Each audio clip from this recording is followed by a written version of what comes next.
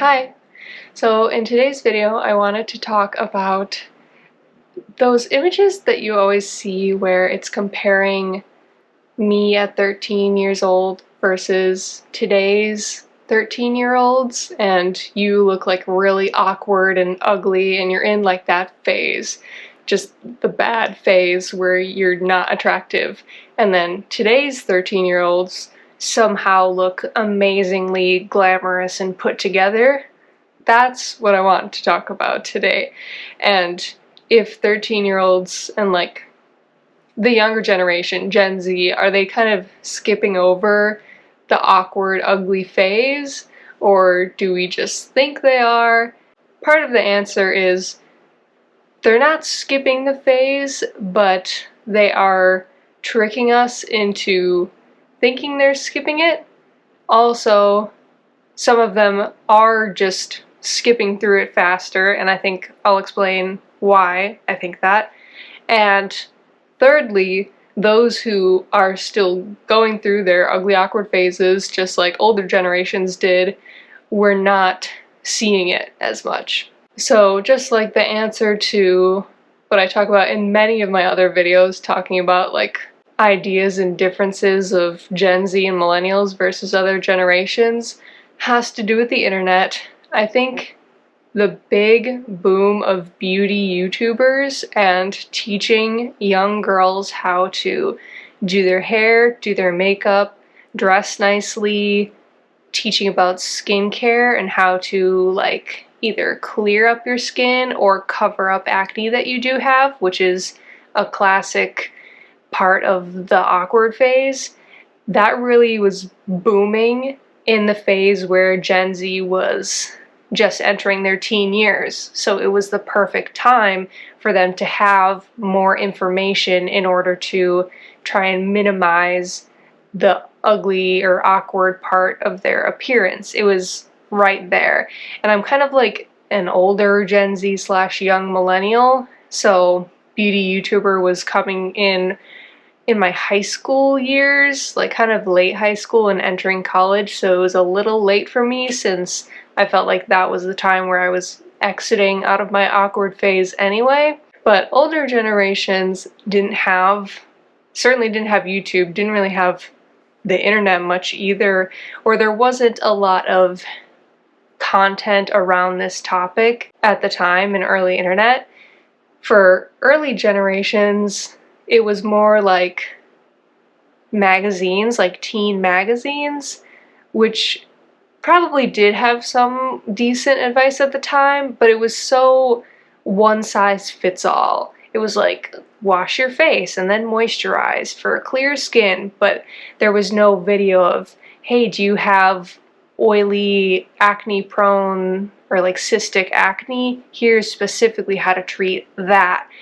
Magazines were too broad and general and just trying to reach the audience of teenage girls, so the advice wasn't as valuable as all of the video and social media content that Gen Z had access to. And just the medium of beauty teen girl magazines is not as helpful as a video tutorial. The amount of makeup video tutorials I watched in my late high school and into college years, I couldn't even count. I never missed a video from Michelle Phan or Juicy Star 07. Those are my two beauty YouTubers of choice. And just the element of a video tutorial is very helpful and instructional. It's like taking a class on how to make yourself look nice and how to dress nice, dress for your body shape. It's just very in-depth and much easier to follow than just reading words in a magazine, because the word might say like, oh, put a deeper shadow in your crease and a darker shadow in your outer corner, and you're like, I can't quite understand what that means. But if you see it on video content is just better quality to learn how to do something like that than just reading it out of a book. Also, with the emergence of social media, I think you just see a lot more teenage girls. I kind of get the feeling that, like, certainly Instagram likes to push their content because it's popular, I guess. Like, people like to look at a pretty girl. So we have a wider pool of like, oh, are they going through their awkward phase? A wider number of teenagers to look at to assess whether or not they're going through their awkward phase. But at the same time, social media algorithms are inclined to show you pretty people and those who aren't really struggling with an awkward phase right now. The sample size of the pool seems skewed and biased. It's only showing us those 13-year-old girls who you're like, what? I didn't look like that at all when I was 13. But they're not showing you the girls who look like you at 13, who are struggling with hair or makeup or clothes or just anything general appearance-wise and don't look as conventionally attractive.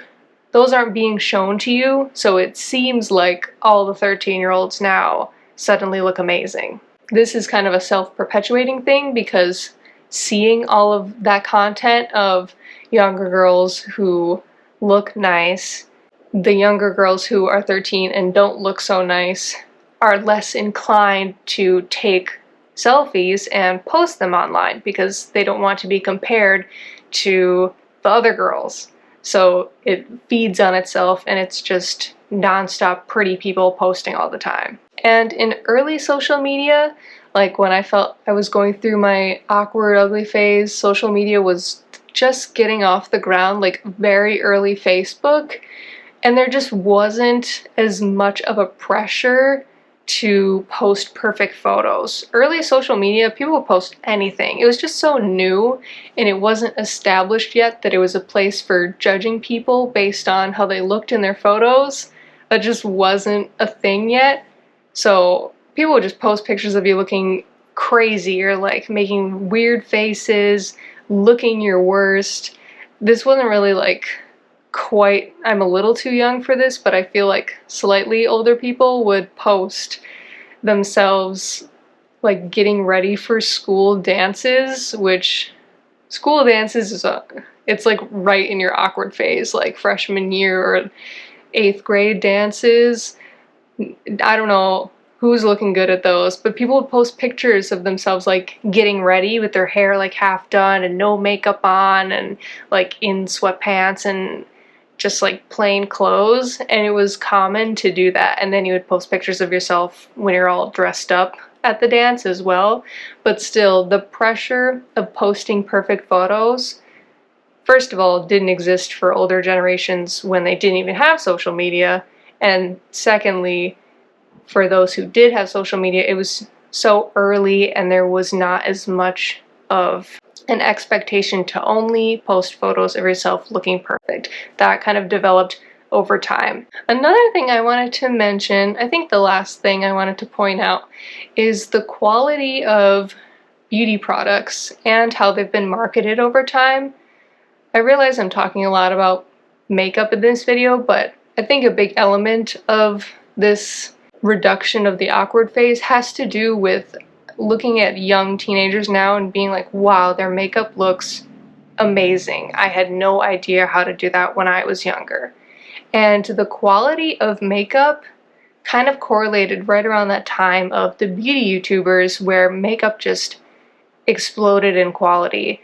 Like, if you look at really, really old, like 8, 9, 10-year-old YouTube videos and you see the very first people who are talking about makeup, the swatches of eyeshadow look like nothing.